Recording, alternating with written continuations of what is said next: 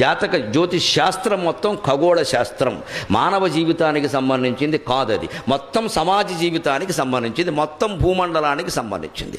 అతివృష్టి, అనావృష్టి, అష్టగ్రహ కూటమి, సూర్యగ్రహణం, చంద్రగ్రహణం, ఏ పంటలు ఏ కాలంలో పండతాయి, ఇవన్నీ చెప్పడానికి జ్యోతిష్ శాస్త్రం. కానీ నీ చెయ్యి నా చెయ్యి, నీ మూతి నా మూతి చూసి చెప్పడానికి కాదది. దాన్ని అలా చేసేసారు మహానుభావులు, వారికి నమస్కారం.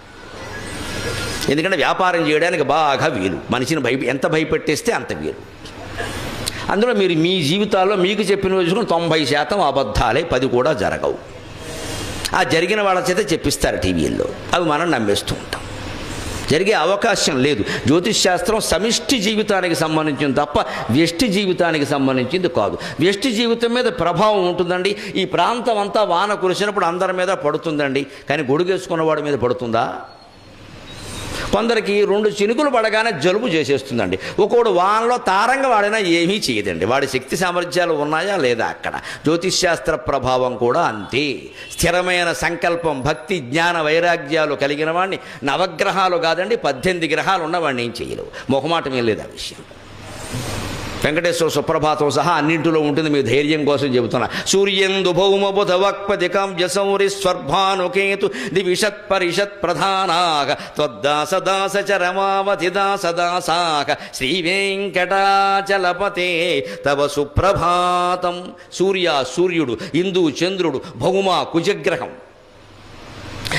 బుధగ్రహం, వాక్పతి బృహస్పతి, కావ్య శుక్రగ్రహం.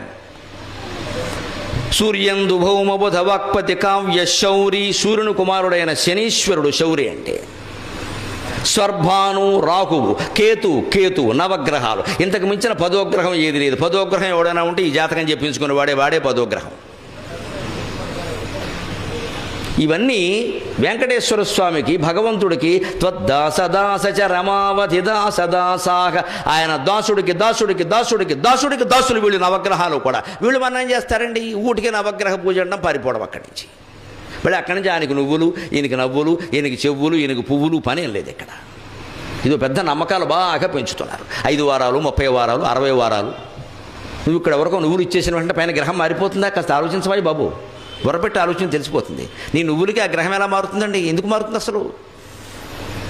అది మొత్తం సమిష్టి సృష్టికి సంబంధించిన విషయమా? కానీ ఖచ్చితంగా అదే జ్యోతిష్ శాస్త్రంలో చంద్రగ్రహణం కానీ, సూర్యగ్రహణం కానీ, గ్రహకూటమి కానీ, ఈ ఇతర అతివృష్టి అనావృష్టిలు కానీ ఎలా రాశారో అలాగే జరుగుతున్నాయి. మీరు గమనించాలి. ఒక చుక్క తేడా లేకుండా, సెకండ్ తేడా లేకుండా కరెక్ట్ జరుగుతాయి.